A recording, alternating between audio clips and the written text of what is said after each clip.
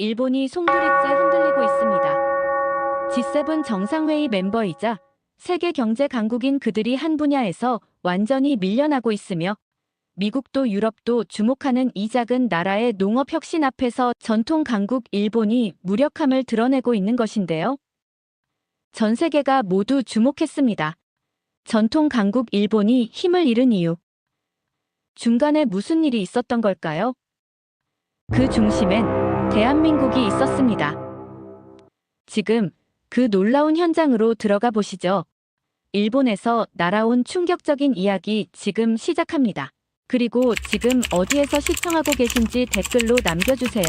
여러분의 이야기도 듣고 싶습니다. 그 전에 잠깐 1초 만에 누를 수 있는 좋아요 버튼을 꾹 눌러주시면 영상 제작에 큰 힘이 됩니다. 그럼 바로 사연 시작하겠습니다. 안녕하세요. 저는 사쿠라 젠카라고 합니다. NHK에서 월간 요리와 전통지에서 식문화 전문 저널리스트로 일하고 있어요. 와세다 대학교 문화구상학부와 도쿄대 대학원에서 식문화를 전공하며 음식이 한 나라의 정체성을 결정짓는 핵심 요소라는 걸 깨달았습니다. 지난주 도쿄 백화점 지하식품관에서 정말 기가 막힐 광경을 목격했는데 고급 과일 코너에 뱀처럼 길게 늘어선 줄을 따라가 보니 사람들이 노란 과일을 사기 위해 미친 듯이 기다리고 있었습니다. 그 정체를 알게 된 순간 머리가 하얘졌어요. 코리안 멜론이라고 대놓고 적혀 있었기 때문입니다. 이게 뭐지? 라고 생각과 함께 가까이 가서 자세히 보니 바로 한국 과일 참외였습니다. 어린 시절 할머니 댁에서 먹던 마쿠아오리와 똑같이 생긴 그 과일이었어요. 일본 사람들은 한국에서 온 신기한 과일이라며 오이처럼 아삭하고 멜론 향이 나서 대박이라고 흥분했고 일본에는 없는 과일이라 매우 신기하다며 온라인으로 계속 주문한다고 자랑했습니다. 제가 알던 일본 과일이었는데 한국에서 온 신기한 과일이라뇨. 저는 집으로 뛰어가서 미친 듯이 온라인을 뒤진 결과 정말 충격적인 사실들을 발견했어요. 먼저 베트남 수출 가격부터 정확히 확인해보니 35,000동에서 70,000동, 즉 한화로 1,800원에서 4,000원 정도였습니다. 그래도 한국 국내 가격보다 비싸게 팔리고 있다는 건 분명했어요. 더 놀라운 건 베트남이 원래 달달하고 달콤한 향을 좋아하는 나라라서 참외가 딱 맞는다는 시장 분석까지 나와 있었습니다. 하지만 가장 충격적이었던 건 한국 온라인에서 발견한 이야기였는데 일본의 참외가 원래 제주도에서 갔을 가능성이 있다는 분석이 있었습니다. 제주도 들판에 야생 참외가 여러 종류나 있다는 거였어요. 와규처럼 원래 한국 것이 일본으로 갔다가 개량되어 다시 돌아온 게 아니냐는 주장까지 있었습니다. 여기서 더욱 기가 막힌 건 품종 개량에 대한 과학적 설명이었어요. 품종 개량을 몇 세대에 걸쳐서 하면 원산지 상관없이 그 나라 고유 품종이 된다는 원리였는데 개나 고양이 같은 애완동물도 품종 개량 몇 세대에 걸쳐서 이루면 정식 품종이 되는 것처럼 말이에요. 한국이 1957년 일본 은천 참외를 가져와서 지속적으로 개량한 결과 이제는 완전히 한국 고유 품종이 되었다는 거였습니다. 정말 소름이 돋았던 건 한국 사람들의 분석력이었어요. 일본인들이 부드러운 멜론 맛에 빠져서 아삭한 참외를 외면한 반면 한국인들은 아삭한 식감을 선호해서 참외를 지켜냈다는 정확한 시장 분석까지 해놓았더군요. 심지어 참외는 씨까지 먹어야 제맛이고 변비에도 좋다는 영양학적 분석까지 완벽했습니다. 한국에서는 점차 참외 수출이 늘어나면서 국내 가격이 올라서 국민들이 불만을 토로하고 있다는 기사도 봤어요. 그래도 베트남보다는 훨씬 싸게 먹고 있다면서 수출 농가들을 응원하는 댓글들이 가득했습니다. 이런 세심한 시장 상황까지 다 파악하고 있는 한국의 체계적 접근이 정말 섬뜩했어요. 정말 이럴 수가 있나요? 요즘 일본 쌀이 없어서 한국 쌀을 사재기하는 것도 배 아픈데 참외까지 한국에게 완전히 털린 거예요. 저는 급하게 도쿄농업대학교의 야마다 켄타로 교수에게 전화를 걸었습니다. 일본 농업계의 권위자이자 농림수산성 농업기술자문을 맡았던 인물인 야마다 교수는 기술보다 전통을 중시하는 일본 학계에서도 드물게 현장을 보는 교수로 유명한 분입니다. 전화를 받자마자 교수는 깊은 한숨을 내쉬며 말했어요. 에리코 씨, 우린 지금 벼랑 끝에 서 있어요. 교수는 이어서 담담하게 말했습니다. 일본 농업은 지금 기후 변화에도 인구 변화에도 세계 경쟁에도 아무 준비가 되어 있지 않습니다. 아직도 장인 정신만 외치는 이 사회가 문제입니다. 우린 변화하지 않았고 한국은 그 사이 미래를 향해 달리고 또 달리고 있습니다. 쌀뿐만이 아닙니다. 데이터, 자동화, 수출 전략까지요. 지금 일본 농업은 기술이 아니라 기세에서 완전히 밀리고 있어요. 전화기 너머 교수의 목소리는 점점 격앙됐습니다. 정부요? 위기인 줄 몰라서가 아닙니다. 알고도 모른 척하는 겁니다. 그리고 결과는 지금 우리 국민이 밥 한 공기에 분노를 느껴야 할 지경까지 온 거죠. 그 말을 듣는 순간 머리가 얼얼해졌습니다. 세계 최강 G7 국가라 자부하던 일본이 이젠 먹는 것마저 한국에게 뒤처지고 있다는 자각, 마치 국기가 흔들리는 것 같은 자존심을 꿰뚫는 통증이 느껴졌습니다. 이 전화 이후 저는 쉽게 잠을 이룰 수 없었고 이대로는 안 된다는 생각에 새벽부터 다음날 바로 국장님을 찾아갔어요. 직접 한국에 가야 합니다. 쌀을 넘어 한국 농업 전체가 어떻게 움직이고 있는지 우린 지금 그들의 전략을 눈으로 확인하지 않으면 안 됩니다. 저는 그렇게 국장을 설득했어요. 한국 현지에 직접 가서 이들의 치밀한 전략을 정확히 파악해보겠다고 했습니다. 일주일 후 모든 취재 준비를 마치고 인천국제공항을 향하는 비행기 안에서 계속 복잡한 생각이 들었어요. 과연 한국이 정말 우리를 앞서고 있는 건지, 설마 그럴 리는 없겠지만 혹시라도 하는 불안감이 컸습니다. 사실 참외만의 문제가 아니었어요. 한국산 농산물이 일본 시장을 점령하면서 일본 농민들이 위기감을 느끼고 있다는 소식도 들렸습니다. 혹시 정말로 한국이 농업 분야에서 일본을 앞서고 있는 건 아닐까 하는 생각에 가슴이 답답했어요. 성주군에 도착하니 참외의 본고장이라는 거대한 간판이 눈에 확 들어왔는데 농촌진흥청에서 파견 나온 이동진 연구원이 저를 맞아주었어요. 이 연구원이 이번 한국에서의 취재를 도와주기로 했습니다. 그는 사전에 연락을 받고 준비해왔다며 방해되지 않는 선에서 모든 걸 보여드리겠다고 했어요. 첫 번째로 안내한 곳은 성주에서 가장 대표적인 농장이었는데 차에서 내리자마자 끝없이 펼쳐진 비닐하우스들이 눈에 들어왔어요. 규모가 정말 상상을 초월했습니다. 하우스 문을 열자마자 참외의 달콤한 향이 코끝을 찔렀어요. 하얀 장갑을 낀 농부들이 노란 참외를 조심스럽게 따내며 바구니에 담고 있었습니다. 수확이 한창인 이 순간이야말로 이 과일이 왜 국민의 과일이라 불리는지를 이해할 수 있었어요. 농부들의 손길 하나하나에서 정성이 느껴졌습니다. 박민수 씨는 성주에서 30년 넘게 참외를 재배해온 농민이었어요. 자신의 농장에서만 1년에 참외를 2억 개 정도 수확한다고 말했습니다.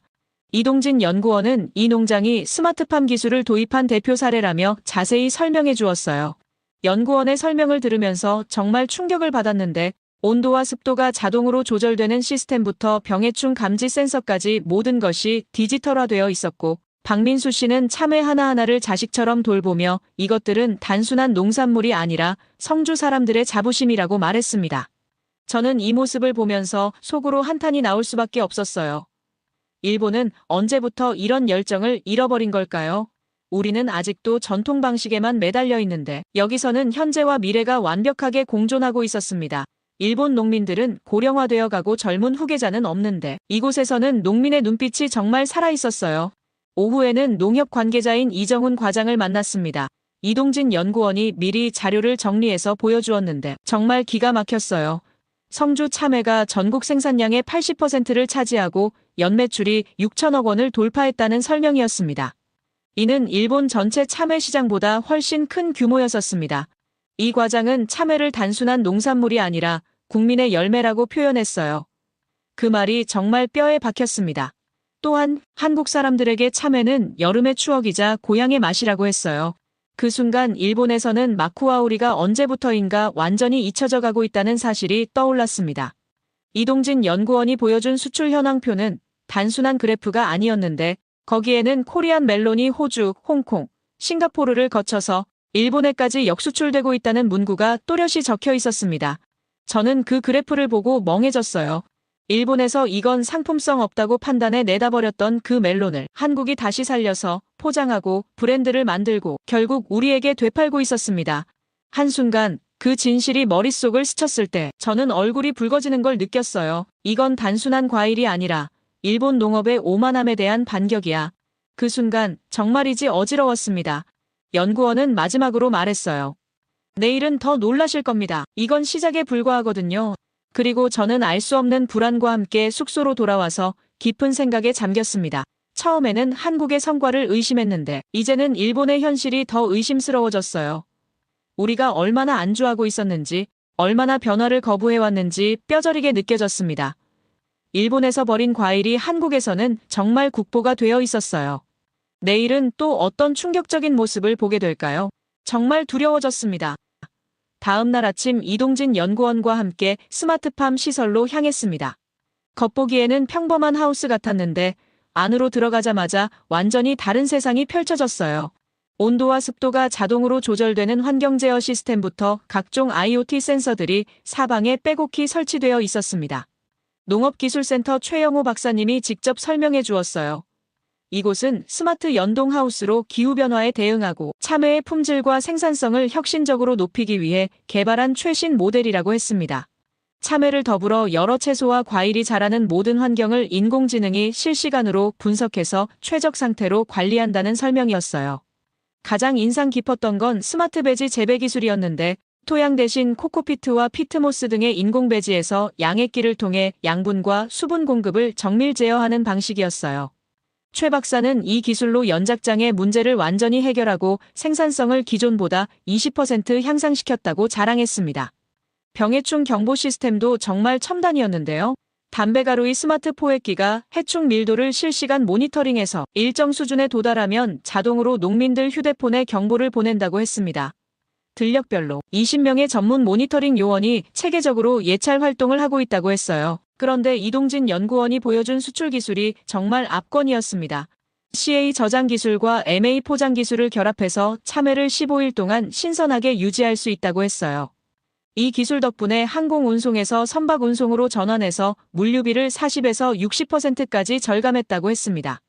연구원은 베트남까지 배로 열을 걸려 보낸 참외가 비행기로 하루 만에 온 참외와 품질 차이가 전혀 없다는 현지 평가를 받고 있다며 자부심을 드러냈어요. 올해만 해도 동남아 수출을 10회 정도 진행해서 약 40톤을 수출할 예정이라고 했습니다. 최 박사는 성주군이 전국 참외 재배 면적의 70%, 생산량의 80%를 차지하는 절대 강자라며 이 지위를 더욱 공고히 하기 위해 끊임없이 연구개발에 투자하고 있다고 강조했어요. 작년 조수입 6,014억 원은 시작에 불과하다고 했습니다. 그런데 이들이 단순히 기술 개발에만 머물지 않고 한국 참외 브랜드를 전 세계에 알리려는 노력이 정말 감동적이었어요. 참외 체험 프로그램부터 국제 박람회 참가, 온라인 마케팅까지 모든 방면에서 체계적으로 홍보 활동을 펼치고 있었습니다. 이동진 연구원은 성주군 전체가 하나의 거대한 참외 클러스터로 작동하고 있다고 설명했어요. 연구개발부터 생산, 가공, 유통, 수출, 관광까지 모든 산업이 참외를 중심으로 완벽하게 통합되어 있다는 거였습니다. 이런 시스템적 접근이야말로 성주 참외가 세계 시장을 장악할 수 있었던 비결이라고 했어요. 친환경 미생물 공급 시설도 인상적이었습니다. 고초균, 유산균, 광합성균, 효모 등 4종류의 미생물을 2리터 소포장으로 농가에 공급해서 참외의 생육 단계별로 맞춤 처리할 수 있게 했다고 했어요. 경북대학교와 공동 연구로 참외 전용 유용 미생물도 개발 중이라고 했습니다. 하루 종일 둘러본 후 저는 완전히 압도당했어요. 이건 단순한 농업이 아니라 첨단 기술과 전통이 완벽하게 융합된 미래 산업이었습니다. 지역의 특산물을 세계 최고 수준으로 끌어올리려는 이들의 노력과 열정에 정말 감명받았어요.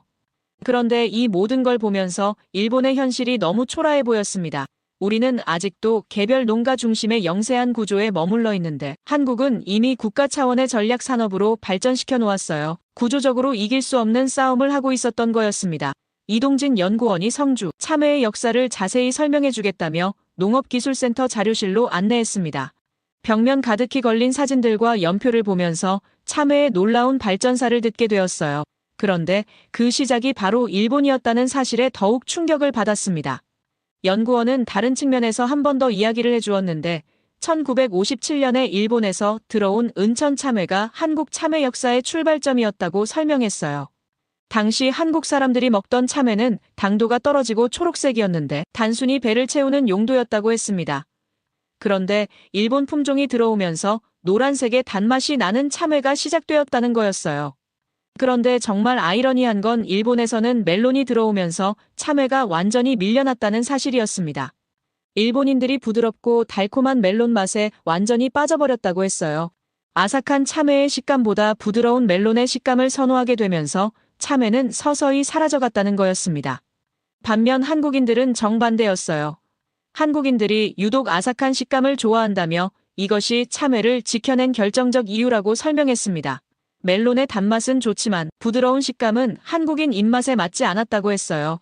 그래서 한국에서는 멜론의 단맛과 아삭한 식감을 동시에 가진 참외가 살아남게 되었다는 거였습니다. 더욱 놀라운 건 한국이 참외를 단순히 보존만 한 게 아니라는 점이었는데 1984년 당도를 더 높인 금사라기 품종을 개발했고 그 이후로도 계속해서 품종 개량을 진행했다고 했습니다. 현재 유통되고 있는 한국 참외들은 종류가 다양하지만 모두 아삭한 식감을 더 살리는 방향으로 발전되었다고 했어요. 그 결과 제48회 국제식품규격위원회에서 참외의 정식 국제 명칭을 코리안 멜론으로 정하게 되었다는 설명이었습니다. 그 전까지는 세계에서 참외를 먹는 나라가 한국밖에 없어서 정확한 명칭조차 없었다고 했어요. 일본이 원조였음에도 불구하고 일본 이름이 아닌 코리안 멜론이 된 이유가 바로 여기에 있었습니다. 연구원이 보여준 비교 자료가 정말 참담했어요. 현재 일본에서는 한국처럼 노란 참외가 극히 일부 지역에서만 볼 수 있는 과일이 되어버렸다고 했습니다. 그래서 일본인들도 참외를 코리안 멜론이라 부르며 완전히 한국 과일로 인식하고 있다는 거였어요. 과거에는 멜론 때문에 참외를 외면했지만 한국이 개량한 참외의 맛을 보고는 반응이 상당히 좋다고 했습니다. 가장 뼈 아픈 건 일본과 한국의 접근 방식 차이였습니다. 일본은 전통에만 매달려서 변화를 거부했는데 한국은 전통을 지키면서도 끊임없는 혁신을 추구했다는 거였어요. 일본이 과거의 영광에 안주하고 있는 사이 한국은 미래를 향해 달려갔다는 설명이었습니다. 연구원은 일본 농업의 구조적 문제점도 지적했어요. 개별 농가 중심의 영세한 구조에서 벗어나지 못하고 있는데 한국은 지역 전체가 하나로 뭉쳐서 체계적으로 발전시켰다고 했습니다. 정부 지원도 일본은 형식적인데 한국은 파격적이라고 했어요. 그때 정말 절망적인 현실을 깨달았습니다. 이건 단순히 참외 하나의 문제가 아니라 일본 전체 시스템의 문제였어요. 우리가 원조였지만 결국 한국이 승리자가 된 이유가 명확해졌습니다. 보수적 사고방식, 변화에 대한 거부감, 개별적 대응, 형식적 지원 정책까지 모든 것이 한국에게 밀릴 수밖에 없는 구조였습니다. 하루 종일 역사를 되짚어보며 느낀 건 이것이 우연이 아니라 필연이었다는 점인데 일본이 참외를 잃어버린 것처럼 앞으로도 더 많은 것들을 잃어버릴 수 있겠다는 불안감이 엄습했습니다. 한국은 우리가 버린 것을 지켜내고 발전시켜서 이제는 우리를 가르치는 선생님이 되어 있었어요. 다음 날 이동진 연구원이 특별한 곳을 보여주겠다며 성주 참외 체험형 테마파크로 안내해 주었습니다. 입구에 들어서자마자 거대한 참외 모양의 조형물이 눈에 확 들어왔어요. 아이들이 그 앞에서 신나게 뛰어다니며 사진을 찍고 있는 모습이 정말 밝고 활기차 보였습니다. 이곳이 26,580제곱미터 규모로 50억 원을 들여 조성한 곳이라고 했어요. 안으로 들어가니 상상했던 것과 완전히 달랐습니다. 참외랑 아이랑, 성주 사람들 이야기관, 원예 힐링관, ICT 연구동, 미래식물 육묘장까지 모든 공간이 참외를 중심으로 완벽하게 설계되어 있었어요. 이곳이 단순한 놀이터가 아니라 하나의 완전한 교육, 문화복합체라는 걸 바로 느낄 수 있었습니다. 가장 인상 깊었던 건 어린이들을 위한 체험 공간이었어요. 148제곱미터 면적의 실내 놀이터에서는 아이들이 직접 참외를 만져보고 씨를 심어보는 프로그램이 진행되고 있었습니다. 아이들의 웃음소리와 부모들의 따뜻한 격려 소리가 공간 전체를 밝게 만들고 있었어요. 이건 단순히 먹는 것이 아니라 문화를 만드는 일이구나 하는 생각이 들었습니다. 성주 사람들 이야기관에서는 농경 문화와 귀농귀촌에 대한 정보를 체계적으로 제공하고 있었어요. 참외 재배의 역사부터 현재까지의 발전 과정을 아이들도 쉽게 이해할 수 있도록 만들어 놓았습니다. 원예 힐링관에서는 다양한 아열대, 수목과 계절별 특색 있는 초화류를 전시해서 방문객들이 편안하게 머무를 수 있도록 했어요. 그런데 가장 놀라웠던 건 청년 농업인 맞춤형 교육 프로그램이었는데 이동진 연구원은 성주군에서 만 40세 미만 청년 농업인들을 대상으로 7월부터 11월까지 매주 수요일 8회에 걸쳐 총 32시간의 체계적인 교육을 제공한다고 설명했어요. 교육생 선발부터 수요 조사 및 역량 진단, 교육과정 구성까지 모든 과정이 완벽하게 시스템화되어 있었습니다. 농업교육 포털의 역량진단 결과를 활용해서 교육생 개인에게 최적화된 맞춤 교육을 제공한다는 설명에 정말 감탄했어요. 수요자 현장 문제 해결을 위한 맞춤형 참외 농업기술 교육부터 영농기술 교육, 현장 방문 지도까지 다양한 프로그램으로 운영되고 있었습니다. 이런 체계적인 교육 시스템은 일본에서는 상상할 수 없는 일이었어요. 교육받고 있는 한 청년을 만났는데 도시에서 직장 생활을 하다가 귀농을 결심했다고 했습니다. 농업의 미래 가능성을 보고 과감히 인생을 바꾼 것이라고 했어요. 담당자는 젊은 세대들이 한국 농업을 단순한 농사가 아니라 첨단 기술이 접목된 미래 산업으로 인식하고 있다고 설명했습니다. 그 순간 정말 절망적이 되었어요. 일본에서는 젊은 사람들이 농업을 기피하고 고령화만 심해지고 있는데 여기서는 청년들이 적극적으로 뛰어들고 있었거든요. 실제로 교육을 받은 청년들의 농장 운영 성과도 기존 농가들 못지않다고 했습니다. 새로운 아이디어와 기술 활용 능력이 뛰어나서 오히려 더 혁신적인 방법들을 시도한다고 했어요. 야외에는 분수대와 함께 참외 모형의 놀이터가 조성되어 있었는데 참외 모양의 미끄럼틀과 그네, 시소까지 모든 놀이기구가 참외를 테마로 만들어져 있었어요. 아이들이 놀면서 자연스럽게 참외에 친숙해질 수 있도록 설계된 공간이었습니다. 월 평균 3,000여 명의 관람객이 방문한다고 했어요. ICT 연구동에서는 참외와 관련된 모든 데이터가 실시간으로 수집되고 분석되고 있었습니다. 기상 정보부터 토양 상태, 성장 단계까지 모든 것이 디지털화되어 관리되고 있었어요. 연구원들은 이런 데이터를 바탕으로 더 효율적인 재배 방법을 개발하고 있다고 했습니다. 하루 종일 테마파크를 둘러보며 깨달은 건 이곳에서 벌어지고 있는 일이 단순한 농업이 아니라 완전한 문화혁명이라는 것이었어요. 참외를 중심으로 교육과 체험, 연구, 관광이 하나로 완벽하게 연결되어 있었습니다. 어린아이부터 청년까지 모든 세대가 참외와 함께 성장하고 있는 모습이었어요. 그날 저녁 숙소에서 하루를 정리하며 생각했습니다. 우린 마쿠아우리를 버렸고 한국은 참외를 키웠다는 사실이 이렇게 극명하게 드러날 줄 몰랐어요. 기술만 발전시킨 게 아니라 사람들의 마음속에 참외를 심었고 다음 세대에게 그 가치를 완벽하게 전승하고 있었습니다. 이제는 참외가 성주 사람들의 정체성이자 자부심이 되어 있었어요. 일본이 잃어버린 건 과일 하나가 아니라 이런 소중한 문화 전체였다는 생각에 가슴이 먹먹해졌습니다. 성주에서의 마지막 날이 되었습니다. 며칠 동안 보고 들은 모든 것들이 머릿속에서 정리되지 않을 정도로 충격적이었어요. 취재에 도움이 되었던 분들과 전화로 마지막 인사를 나누며 참외 한 상자를 정성스럽게 포장해서 준비해 주었다고 했습니다. 그리고 이동진 연구원이 공항까지 배웅 나와주기로 했어요. 공항으로 가는 차 안에서 그가 물어봤습니다. 이번 한국 취재가 어떠셨냐고요? 저는 정말 솔직하게 대답했어요. 처음에는 의심하면서 왔는데 이제는 완전히 인정할 수밖에 없다고 했습니다. 한국의 체계적이고 과학적인 접근 방식이 정말 대단하다고 했어요.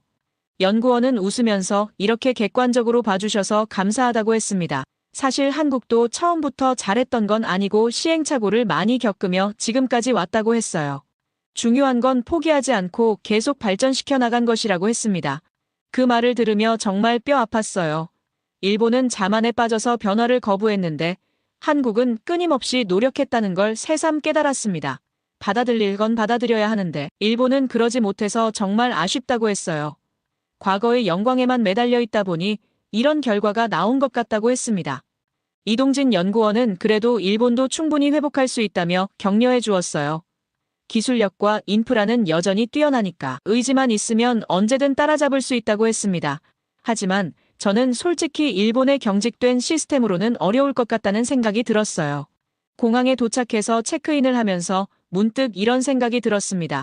이참에 한국에서 사는 걸 진지하게 고려해봐야겠다고요. 요즘 일본에서도 한국 거주가 붐이라고 하던데 이제 그 이유를 알 것 같았어요. 한국이 훨씬 역동적이고 미래 지향적인 것 같았습니다. 이동진 연구원과 마지막 인사를 나누며 정말 감사하다고 했어요. 덕분에 한국의 진짜 모습을 볼 수 있었다고 했습니다.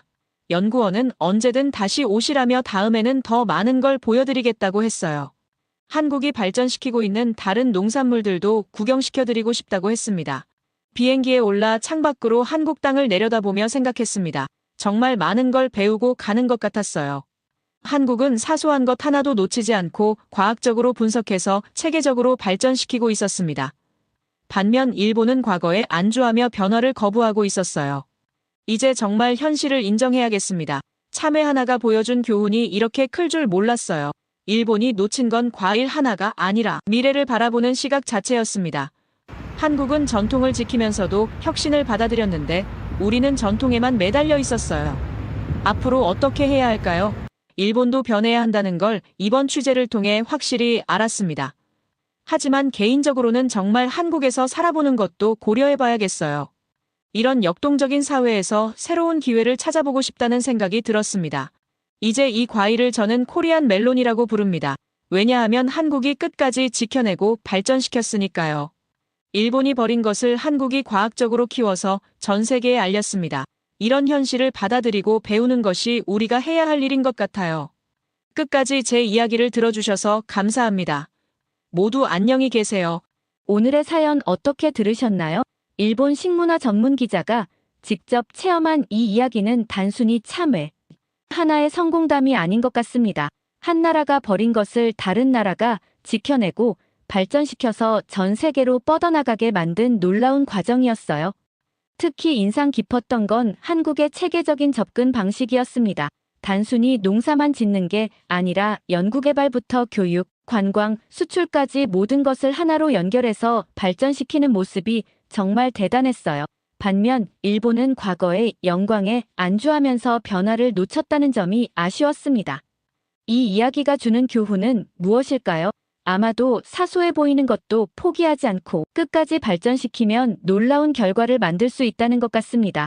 그리고 전통을 지키는 것도 중요하지만 동시에 혁신을 받아들이는 자세가 얼마나 중요한지도 보여주었어요. 지금 이 순간에도 세계 곳곳에서 비슷한 일들이 벌어지고 있을지 모릅니다.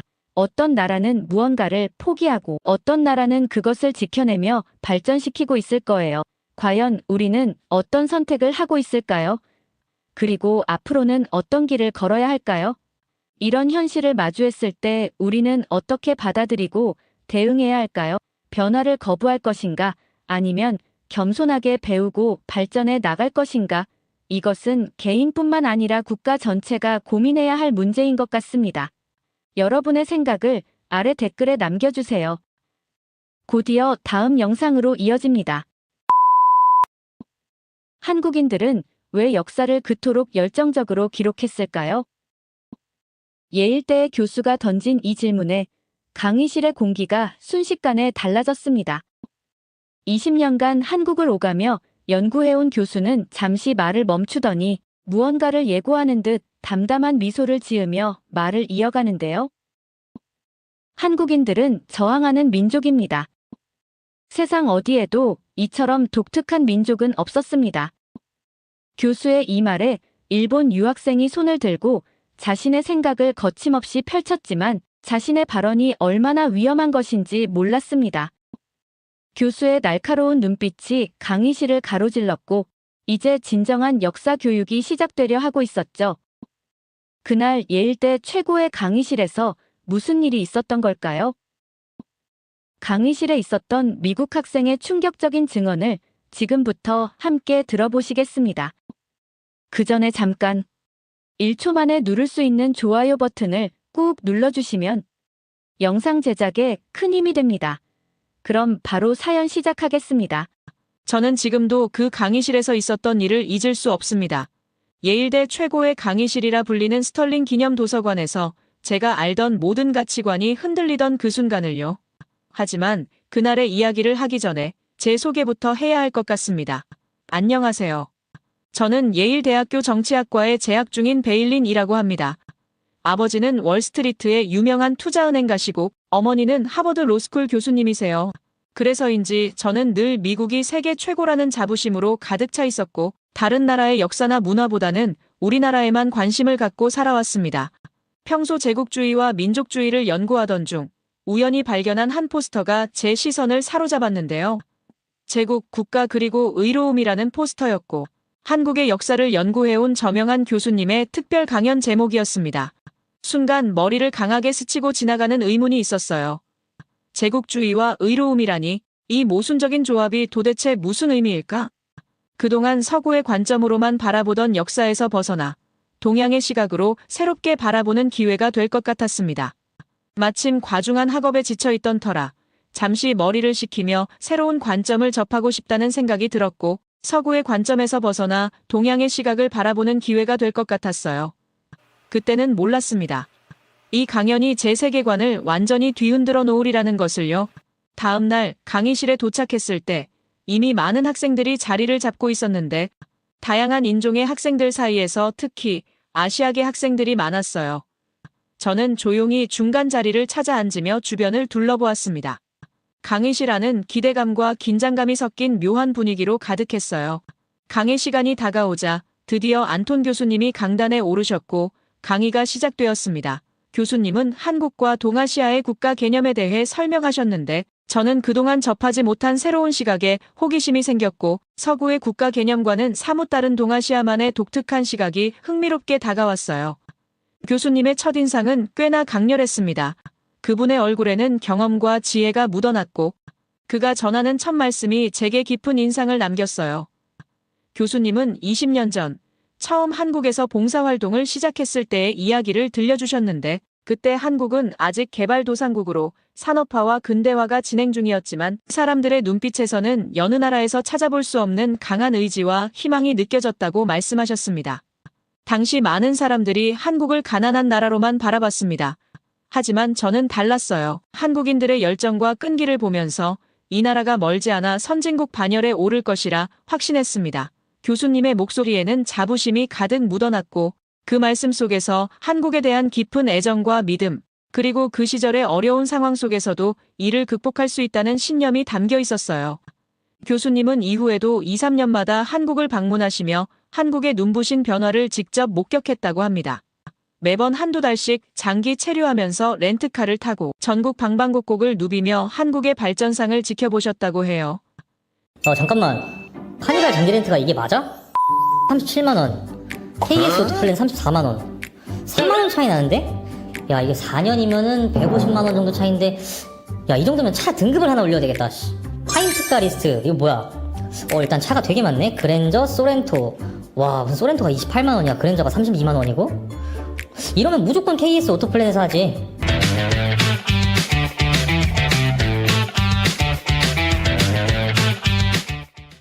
산과 바다를 오가며 때로는 전통시장에서 소박한 분식도 즐기고 다른 날에는 한정식집에서 한식의 진수를 경험했다고 해요. 그 말씀을 들으면서 저는 자연스럽게 그 시절 한국의 변화하는 모습을 상상하게 되었는데 교수님은 한국의 발전을 단순한 경제적 성장뿐만 아니라 그 속에 담긴 사람들의 정신적 강인함과 문화적 저력을 높이 평가하셨고 교수님의 이 말씀이 제 마음속에 깊이 새겨졌어요. 끈기와 열정이 오늘날 한국을 이끈 힘의 원동력이라는 것을 조금이나마 느낄 수 있었습니다. 교수님은 한국에서의 경험담을 마치신 후 본격적으로 동아시아의 국가 개념에 대한 설명을 시작하셨는데 서구의 국가 개념과는 전혀 다른 동아시아만의 독특한 시각이 제 호기심을 자극했어요. 교수님은 한층 더 진지한 표정으로 임진왜란 당시의 이야기를 들려주셨습니다. 당시 한국에서는 세계 역사상 유례없는 일이 일어났어요. 누가 시키지도 않았는데 전국 각지에서 백성들이 삼삼오오 모여 적과 싸웠습니다. 더욱 놀라운 것은 이 의병들의 대부분이 나라로부터 어떤 혜택도 받지 못했던 평민과 노비들이었다는 점이죠. 그 당시만 해도 양반들만을 위한 나라였는데도 국난이 닥치자 마치 한 몸처럼 움직였습니다. 강의실은 숨소리조차 들리지 않을 만큼 조용해졌습니다. 당시에는 신문도 통신도 없었어요. 나라가 어떤 상황인지 알 길도 없었죠. 하지만 그들은 마치 하나의 정신으로 움직이는 것처럼 전국 각지에서 일어났습니다. 교수님은 잠시 말씀을 멈추시고 깊은 숨을 내쉬시며 한마디를 덧붙이셨어요. 이런 한국인들의 놀라운 단결력은 마치 강력한 자석이 쇳가루를 끌어당기듯 위기의 순간마다 모든 차이를 잊고 하나로 뭉치는 힘이죠. 수천만 개의 세포가 하나의 거대한 생명체처럼 움직이며 어떤 난관도 불가능이란 없다는 듯이 해결해내는 놀라 민족성을 보여줍니다. 저는 이 대목에서 깊은 인상을 받았어요. 역사적 사건의 한순간을 넘어서 그때의 민초들이 나라를 지키기 위해 일어난 의병의 정신은 단순히 군사적인 행동에 그치지 않았습니다. 그것이 한국의 문화와 정신을 지탱해 온 한 사람 한 사람의 희생과 결단이었으며 집단적 자긍심이 뿜어낸 위대한 힘이었어요. 이 이야기는 단지 과거의 역사를 말하는 것이 아니라 우리에게 주어진 정체성과 공동체 의식을 되새기게 만드는 중요한 메시지를 담고 있었습니다. 이어서 교수님은 일제강점기 독립운동가들의 이야기를 이어가셨는데요. 교수님의 목소리에는 그 시기의 비극적 현실을 마주한 깊은 감정이 묻어났습니다. 36년이라는 긴 시간 동안 한국인들은 단 하루도 독립을 위한 투쟁을 멈추지 않았습니다. 고문과 투옥, 죽음의 위협 앞에서도 굴하지 않았죠. 교수님의 말은 그저 역사적 사실을 나열하는 것이 아니었어요. 그 안에는 수많은 독립운동가들이 겪은 고통과 그들이 지닌 불굴의 의지가 담겨 있었습니다. 그 순간 강희실라는 숨소리조차 들리지 않았는데 마치 교수님의 말씀 속에 흐르는 절박한 감정이 우리 모두의 가슴 속에 스며들듯 강의실의 공기가 무겁게 느껴졌어요. 일제강점기의 독립운동가들은 단순히 외세의 억압에 저항한 사람들이 아니었습니다. 그들은 하나의 민족적 자아를 되찾기 위한 험난한 싸움에서 가장 극단적인 상황 속에서도 결코 물러서지 않았던 인물들이었어요. 독립운동가들의 행동을 단순한 역사적 사건으로 소비하는 것이 아니라 그들의 정신이 오늘날까지도 우리 사회에 살아 숨쉬고 있다는 중요한 메시지를 전달하는 듯 했습니다. 그들의 희생이 없었다면 오늘날 우리가 누리고 있는 자유와 독립은 있을 수 없었을 것입니다. 교수님의 말씀은 단순히 과거의 역사를 되새기기 위한 것이 아니었어요. 그것은 우리가 현재 누리고 있는 자유와 자치, 그리고 민주주의의 가치를 깊이 이해하고 지키기 위한 경고이자 교훈이었습니다. 가장 인상적이었던 것은 1980년대 민주화 운동에 대한 교수님의 설명이었는데요. 군사 독재 정권의 총칼 앞에서도 시민들은 두려움 없이 거리로 나섰습니다. 그들은 민주주의를 위해 목숨을 걸었죠. 교수님의 말은 그 당시의 절박함과 민중의 결단을 절실히 느끼게 했어요. 강의실에선 그 어떤 숨소리도 들리지 않을 만큼 모두가 교수님의 말에 집중하고 있었습니다. 정치학과 학생으로서 이 시민 정신은 매우 흥미로웠는데 미국의 민주주의가 제도와 시스템을 통해 발전해왔다면 한국의 민주주의는 시민들의 피와 눈물로 쟁취된 것이라는 점에서 뚜렷한 차이가 있었어요. 미국의 민주주의가 정치적 권리와 제도적 장치에 뿌리를 두고 있지만 한국의 민주주의는 그보다 훨씬 더 생동감 있고 감정적이며 심오한 역사적 경험을 바탕으로 한 것이었죠. 이는 단순한 제도의 문제를 넘어 사회적 신념과 공동체의 끈끈한 결속을 통해 이룩된 성과였습니다. 교수님은 그 설명을 이어가며 칠판에 의로움이라는 단어를 크게 적어 쓰시면서 말씀하셨어요. 한국인들의 의로운 정신은 단순한 애국심이 아닙니다. 그것은 정의와 진실을 위해 자신을 희생할 수 있는 용기이자 공동체를 위해 헌신하는 마음입니다. 안톤 교수님의 이 말에서 의로움은 더 이상 추상적인 개념이 아니었습니다. 그것은 죽음을 두려워하지 않고 불합리한 권력에 맞서 싸우며 결국은 공동체 전체를 위한 정의를 실현하려는 강렬한 의지의 표현이었어요. 저는 필기하며 이 독특한 현상을 분석하려 했습니다. 한국인들의 의로운 정신은 제가 알던 그 어떤 형태의 애국심과도 달랐는데 그것은 국가에 대한 사랑을 넘어서 공동체의 발전과 정의를 위해 자신의 개인적인 삶을 기꺼이 희생할 수 있는 깊은 의식이었어요. 이는 단지 국가의 이익을 추구하는 차원이 아니라 사회의 근본적인 가치와 도덕을 지키기 위한 치열한 투쟁이었습니다. 교수님의 설명이 계속될수록 저는 점점 더 한국의 역사에 빠져들었는데요. 특히 그들의 의로운 정신은 과거의 이야기가 아니라 현대 사회에서도 여전히 깊은 울림을 주는 가치로 다가왔습니다. 오늘날 한국이 이룩한 눈부신 발전의 뒤에는 이런 도덕적 정신이 있었기에 가능했습니다. 교수님의 말에는 그 당시 민주화 운동이 오늘날 한국의 경제적, 정치적 성공으로 이어진 이유를 설명하는 중요한 핵심이 담겨 있었어요. 그 말 속에서 저는 이 의로운 정신이 단순히 과거의 유물이 아니며 오늘날에도 여전히 우리가 추구해야 할 중요한 가치임을 깨달았습니다. 그것은 단순한 이념적 교훈을 넘어서 우리 모두가 일상에서 실천해야 할 행동 양식임을 분명히 느꼈어요. 교수님의 열정적인 강의가 이어지던 중 강의실 뒤편에서 조용히 손이 하나 올라갔는데 예일대에서 손꼽히는 수재이자 국제정치학과 수석을 달리고 있는 일본 유학생 리코였습니다. 리코는 교수님의 젊은 시절 지도 교수님의 자녀이기도 하여 언제나 날카로운 질문으로 유명한 학생이었어요. 교수님, 질문이 있습니다. 리코의 목소리는 차분했지만 그 속에 담긴 날카로운 기운은 강의실 전체를 긴장시켰어요. 일본의 식민 통치가 한국의 근대화 과정에서 중요한 역할을 했다는 사실을 간과해선 안 될 것 같습니다. 그의 말 한마디에 강의실은 순간적으로 정적에 휩싸였어요. 리코는 자리를 일어나며 학문적인 어조로 말을 이어갔습니다. 산업화 지표와 근대적 교육체계 도입 시기를 분석해보면 일제강점기의 제도적 유산이 한국의 급속한 경제 발전에 기여했다는 점을 부정할 수 없습니다. 이는 여러 경제사 학자들의 연구에서도 입증된 바 있어요. 또한 한국의 근대화를 추진하기 위해 여러 가지 개혁을 시도했습니다. 그런데 몽매한 조선의 정치인과 국민들이 큰 뜻을 모르고 자신들의 이익을 박탈한다고 생떼를 부려서 실패하고 말았죠. 그래서 한국이 아직도 저렇게 빈곤하고 힘든 삶을 살고 있는 겁니다. 그러나 일본은 한국의 손을 놓지 않았습니다. 한국의 교육체제를 일본식으로 개편하려고 한글도 가르치고 일본어도 가르쳤죠. 그의 발언은 마치 역사적 사실을 정당화하려는 듯한 분위기를 풍기며 강의실을 당혹감에 빠뜨렸어요. 리코는 일본의 식민 통치가 결국 한국의 발전을 이끌었다는 논리를 펼치면서 일본의 우월성을 강조하는 듯한 태도를 보였습니다. 그의 차분한 목소리 속에서 묘하게 우월감을 드러내는 그 발언은 한국 역사에 대한 예민한 감수성을 가진 이들에게 깊은 불쾌감을 주기에 충분했어요. 학생들 사이에서 저절로 눈살을 찌푸리는 사람들이 생겨났고 심지어 몇몇은 숨을 쉬기조차 조심스럽게 느껴졌습니다. 그녀의 말은 단순히 역사적 사실을 넘어서 일본이 한국을 근대화시켰다는 주장을 통해 일본 제국주의를 미화하는 듯한 느낌을 주었기 때문이에요.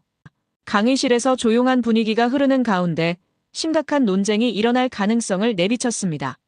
일본의 식민 지배가 한국의 근대화에 긍정적인 영향을 미쳤다는 리코의 발언은 단지 학문적인 토론을 넘어서 민감한 역사적 문제를 다루고 있는 만큼 강의실 분위기를 압도할 수밖에 없었어요. 리코의 주장은 겉으로는 경제학적 분석을 표방했지만 그 안에는 식민 지배를 정당화하려는 의도가 엿보였습니다.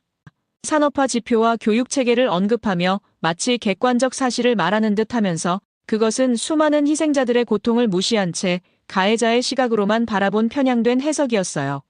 강의실 앞줄에 앉아있던 영국계 혼혈 학생 데이지가 참지 못하고 자리에서 벌떡 일어났습니다. 그녀의 손은 떨리고 있었고 목소리에는 깊은 상처가 묻어났죠. 제 아버지는 한국인입니다. 할아버지께서는 일제강점기에 강제징용으로 끌려가 탄광에서 돌아가셨어요. 지금 리코 학생의 주장은 우리 가족이 겪은 참혹한 역사적 진실을 왜곡하는 것입니다. 데이지는 잠시 숨을 고르며 감정을 추스리며 나지막하지만 강한 어조로 말을 이어갔어요. 식민지 근대화론은 이미 많은 역사학자들에 의해 반박된 이론입니다. 일본의 산업화 정책은 철저한 수탈 경제에 기반했고 교육 정책 역시 식민 지배를 위한 수단에 불과했죠. 근대화라는 미명 아래 자행된 억압과 착취의 역사를 미화해서는 안 됩니다. 강의실의 다른 학생들도 데이지의 말에 깊이 공감했습니다. 국제정치를 전공하는 학생들은 제국주의의 본질을 꿰뚫어보는 날카로운 시선을 보였고 역사학도들은 고개를 끄덕이며 역사적 진실을 직시하는 데이지의 용기에 지지를 보냈어요. 리코는 여전히 냉정한 표정을 유지한 채 반박하려 했지만 그 순간 교수님의 단호한 목소리가 강의실을 울렸습니다. 오늘 우리는 매우 중요한 논점을 마주하고 있습니다. 역사는 단순한 사실의 나열이 아닌 인간의 존엄과 고통을 함께 바라보아야 하는 학문이죠. 이제 진정한 역사 교육이 시작될 것 같은 예감이 들었어요. 교수님은 잠시 침묵하시더니 천천히 강단 앞으로 나오셨는데 이제부터 시작될 역사적 진실에 대한 설명이 강의실 전체를 긴장감으로 채웠습니다. 칠판에는 일제강점기의 주요 수탈 정책들이 하나씩 적혀갔는데요. 토지조사 사업으로 인한 농민들의 토지 상실, 산업시설의 착취적 운영, 민족 자본 억압 정책 등 구체적인 통계와 사료들이 제시되었습니다. 저는 이 순간 역사적 사실들이 가진 무게를 실감할 수 있었는데 교수님은 일제의 식민지 통치가 근대화에 기여했다는 주장이 가진 근본적인 모순을 지적하셨습니다. 산업화 과정에서 한국인들은 단순 노동력으로만 취급되었고 기술 이전이나 자본 축적의 기회는 철저히 차단되었다는 사실이 경제사적 자료들을 통해 명확히 드러났어요. 문화 말살 정책의 실상도 자세히 다뤄졌습니다. 한글 사용 금지, 창씨 개명 강요, 신사참배 강제 등 기본적 인권과 문화적 정체성을 침해한 정책들이 체계적으로 설명되었는데 제 마음속에는 역사적 진실을 마주하는 무거움이 깊이 자리 잡았습니다. 교수님은 식민지, 근대화론의 학문적 한계도 명확히 지적하셨고 단순한 물리적 시설의 도입을 근대화로 해석하는 것은 피상적인 역사인식이며 그 과정에서 발생한 인간의 존엄성 훼손과 민족적 고통을 간과한다는 점을 강조하셨어요. 저는 이 순간 새로운 역사적 통찰을 얻게 되었습니다. 진정한 근대화란 단순한 물질적 발전이 아닌 인간의 기본권과 존엄성이 보장되는 과정이어야 한다는 깨달음이었어요. 정치학도로서 이는 매우 중요한 인식의 전환점이 되었습니다. 리코의 표정에서는 당혹감이 읽혔고 다른 학생들의 눈빛에서는 역사적 진실을 마주하는 진지함이 느껴졌어요. 저는 이 순간이 단순한 학문적 토론을 넘어 인류의 보편적 가치를 돌아보는 소중한 시간임을 깊이 느낄 수 있었습니다. 교수님의 체계적인 설명은 계속되면서 그 속에서 역사의 진실이 세상 밖으로 드러났어요. 이는 단순한 과거의 이야기가 아닌 현재를 살아가는 우리에게 깊은 울림을 주는 역사적 교훈이었습니다. 교수님의 강의의 주제는 자연스럽게 한글로 옮겨갔는데요. 교수님은 한글의 세계적 가치에 대해 설명하시며 유네스코가 주목하는 한글의 과학성과 보편성을 강조하셨는데, 한글은 현재 여러 개발도상국의 문맹 퇴치 프로그램에서 주목받고 있다는 설명이 이어졌습니다.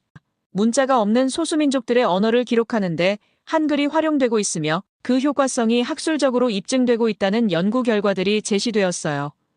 실제로 인도네시아 찌아찌아족은 2009년부터 한글을 공식 문자로 채택했고 그들의 언어를 완벽하게 표기할 수 있게 되었다고 합니다. 유네스코 세계문해의 날과 연계된 한글의 역할도 인상적이었는데, 전 세계 문맹률 감소에 기여할 수 있는 한글의 가능성에 대해 많은 언어학자들이 긍정적인 평가를 내리고 있다는 사실이 흥미로웠죠. 특히 아프리카의 여러 부족들이 자신들의 언어를 기록하기 위해서 한글 도입을 검토하고 있다는 소식은 한글의 세계적 가치를 다시 한번 확인시켜 주었어요. 하지만 이때 리코가 또다시 손을 들었습니다. 그의 표정에는 이전보다 더 날선 도발이 담겨 있었어요. 한글은 결국 한자의 모방에 불과합니다. 한글의 기본 자음도 한자에서 따온 것이고 모음 역시 천지인 삼재의 개념을 그대로 베낀 것이죠. 리코는 한 걸음 더 나아가 충격적인 주장을 이어갔습니다. 한글이 정말 우수하다면 왜 한국은 아직도 한자를 병기하고 있나요? 실제로 한글만으로는 고급 지식을 표현하는데 한계가 있다는 증거 아닙니까? 결국 한글은 민족주의적 자부심을 과대 포장한 미완성의 문자에 불과하다고 봅니다. 강의실이 순식간에 얼어붙었습니다. 리코의 의도적인 왜곡과 폄하에 학생들의 표정이 굳어졌어요. 특히 한글의 과학성을 연구해온 언어학과 학생들의 얼굴에는 분노가 역력했습니다. 교수님은 잠시 침묵하시더니 차분하지만 체계적인 반박을 시작하셨습니다. 한글의 제작 원리와 과학성을 설명하시며 이것이 단순한 문자 체계를 넘어선 언어학적 혁신이었음을 강조하셨어요. 교수님은 천천히 프로젝터를 켜셨습니다. 스크린에는 세 개의 주요 문자들이 하나씩 등장했어요. 인류 역사상 존재했던 모든 문자들 중에서 그 문자가 어떻게 만들어졌는지 원리를 정확히 알 수 있는 문자는 단 하나뿐입니다. 교수님은 마우스를 클릭하셨고 훈민정음 해례본의 이미지가 스크린 가득 펼쳐졌습니다. 바로 한글입니다. 전 세계 어떤 문자도 창제자가 직접 제작 원리와 철학적 바탕을 상세히 기록해 놓은 문헌을 가지고 있지 않아요. 오직 한글만이 가능했던 거죠. 리코의 표정이 순간 굳어졌습니다. 교수님은 다음 슬라이드로 넘어가셨어요. 유네스코가 훈민정음을 세계 기록 유산으로 등재한 이유가 바로 이것입니다. 인류 문자, 역사상 최초이자 유일하게 그 창제 원리가 완벽하게 기록된 문자이기 때문이죠. 교수님의 말씀에 리코는 더 이상 한마디도 하지 못했고 다른 학생들의 눈빛에서는 새로운 깨달음이 느껴졌어요. 저는 그제서야 한글이 단순한 문자가 아닌 인류 문자 역사의 한 페이지를 장식하는 위대한 발명이었음을 깨달았습니다. 교수님은 마지막으로 책상 위에 놓여있던 오래된 앨범 하나를 꺼내 드셨는데요. 이것은 오래전 제가 처음 한국에서 찍은 사진입니다. 교수님이 천천히 앨범을 펼치시자 그 안에는 한국 전쟁 당시의 참상과 그 이후 눈부신 발전을 이룬 한국의 모습이 담겨 있었습니다. 리코는 그 사진들을 바라보며 처음으로 흔들리는 표정을 보였어요. 전쟁의 상처에서 일어나 세계적인 경제 강국이 된 한국의 모습이 강렬한 인상을 준 듯했어요. 리코는 아무렇지 않은 척했지만 그녀의 굳은 등과 경직된 어깨가 무언가를 말해주고 있었습니다. 강의실 안의 모든 사람들은 알고 있었죠. 리코가 얼마나 부끄러워하며 도망치듯 나가고 있는지를요. 그의 고개는 미세하게 숙여져 있었고 귓불은 붉게 달아올라 있었습니다. 평소에 당당하던 그의 모습은 온데간데 없이 사라져버렸죠. 리코가 자리를 떠난 후 저는 우연히 그의 책상 위에 놓인 필기 노트를 발견했습니다. 오늘 교수님의 강의 내용을 꼼꼼히 적어내려간 필기 끝에 마지막 문장이 깊게 파인 채로 적혀 있었어요. 우리의 생각이 잘못되었을지도 모른다. 그 필기에서 리코의 흔들린 마음이 고스란히 전해져 왔습니다. 순간 제 마음속에서 무언가가 울렸어요. 한 사람의 내면에서 일어난 진정한 변화를 목격한 것 같았죠. 이것이야말로 진정한 역사 교육이 아니었을까요? 일주일 후, 저는 도서관에서 우연히 리코를 마주쳤는데 그녀는 여전히 고개를 꼿꼿이 들고 지나갔지만 더 이상 그날의 강의 내용에 대해 도전적인 발언을 하지는 않았어요. 아마도 그날의 치욕스러운 기억은 그의 마음 한켠에 깊이 박혀 있겠죠. 이번에 강의실에서 일어난 일은 단순한 수업이 아닌 한 영혼의 깊은 성찰과 변화의 순간이었습니다. 저는 그날 강의실에서 역사의 힘을 보았고 진실이 가진 무게를 느꼈어요. 제게 단순히 지식을 넘어서 역사를 통해 사람들의 삶과 고민을 깊이 이해하는 계기가 되었습니다. 여러분들에게도 깊은 이해가 되었기를 바래요. 제 이야기를 끝까지 들어주셔서 감사합니다. 모두 안녕히 계세요. 오늘의 사연 어떻게 들으셨나요? 베일린이 예일대 강의실에서 마주한 이 놀라운 경험은 우리에게 많은 생각을 하게 만듭니다. 한 나라의 역사와 정신을 이해한다는 것은 단순히 사실을 아는 것을 넘어서는 일이었습니다. 그녀가 그날 강의실에서 깨달은 것처럼 진정한 역사 교육은 우리의 가치관과 세계관을 완전히 바꿔놓을 수 있죠. 교수님의 깊이 있는 통찰과 리코의 도전적인 발언들, 그리고 그 속에서 드러난 한국의 진정한 모습까지 이 모든 순간들이 한 젊은 정치학도의 마음을 뒤흔들어 놓았습니다. 여러분은 이 이야기를 들으며 어떤 생각이 드셨나요? 여러분의 소중한 생각을 아래 댓글에 남겨주세요. 그리고 감동적인 사연을 주변 사람들과 공유하고 함께 이야기 나눠보세요. 마지막으로 1초밖에 걸리지 않는 구독과 좋아요, 알림 설정은 영상 제작에 큰 힘이 됩니다. 지금까지 감동을 담아 여러분께 진심을 전하는 감동담기였습니다. 오늘 하루도 행복한 하루 보내세요.